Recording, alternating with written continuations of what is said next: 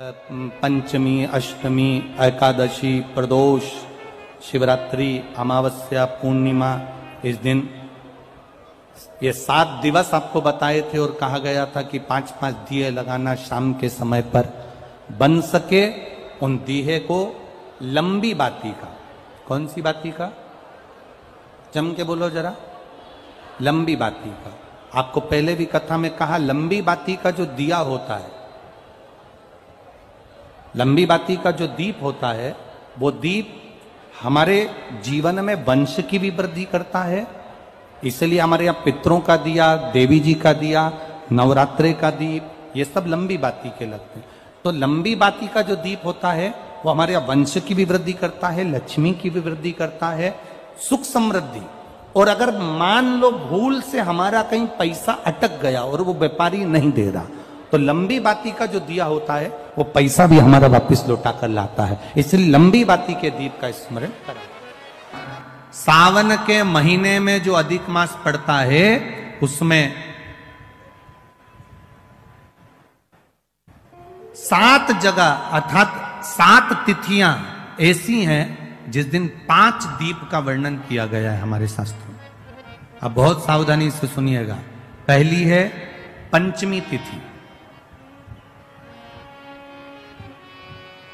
अधिक मास सावन का जब मेल हो, अधिक मास सावन के महीने में अगर पड़े और पंचमी तिथि आप अगर शुरू की, मतलब आज भी पंचमी है, मान लो आज की पंचमी अगर आप नहीं कर पाए तो अगली जो पंचमी आ जाए अधिक मास के महीने में, आप वो भी कर सकते। पंचमी, अष्टमी, एकादशी, प्रदोष, शिवरात्रि, अमावस्या, पूर्णिमा, ये 7 तिथियां हमारे यहां सावन के अधिक मास का जो संजोग होता है, इसमें ये 7 तिथियां, फिर से बोलो, पंचमी, अष्टमी, एकादशी, प्रदोष, शिवरात्रि, अमावस्या, पूर्णिमा, ये वो तिथियां हैं 7 जिन तिथियों में अगर हम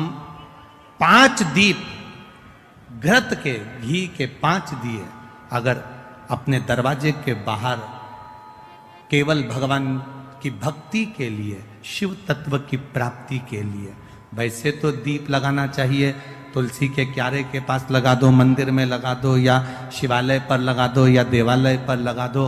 और इस कीचड़ पानी में अगर कहीं ना जा पाओ, अगर पानी वानी बरस रहा है, जगह जगह बहुत पानी है, भले इधर क्षेत्र में इतना ना दिख रहा हो पर अन्य क्षेत्रों में बहुत पानी है, तो कोई ना जा पाए तो भगवान का स्मरण कर कर उन दीप को भगवान के सामने प्रज्वलित कर कर 5 दिए इन तिथियों में, पंचमी, अष्टमी, एकादशी, प्रदोष, शिवरात्रि, अमावस्या और पूर्णिमा, जो सावन के महीने में अधिक मास पड़ता है, उसमें ये 7 तिथियों पर जो 5 दीप भगवान के सामने प्रज्वलित कर कर अपने दरवाजे के पास में बाहर की ओर रख देता है, उसके घर में कभी रोग, बीमारी और लक्ष्मी की कोई कमती नहीं होती, उसका जीवन सार्थक हो जाता है। पर सावन के महीने में अधिक मास के संजोग पर यह होता है।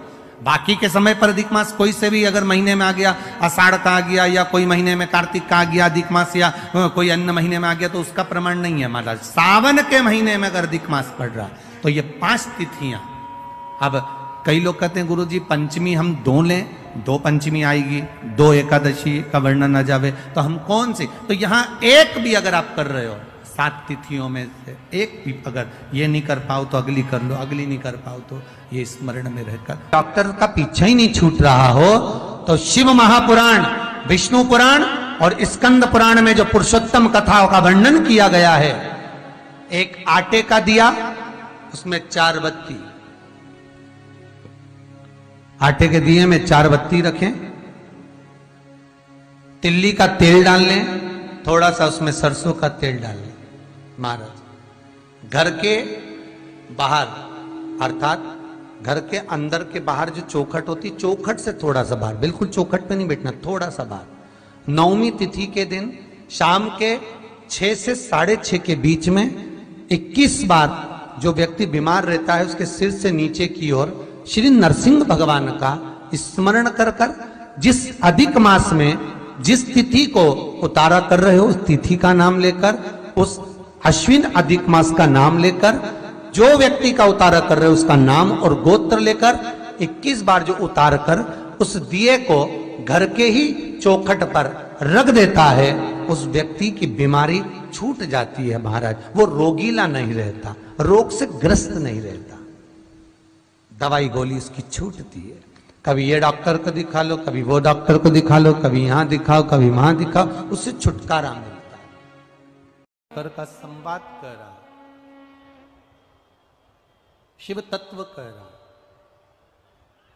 3 जगह पर नारी को पवित्रता का भाव वर्णित कर दिया। अब जितनी माताएं बैठी हैं वो भी मुख से बोलेंगे। पहला स्थान कौन सा बताया?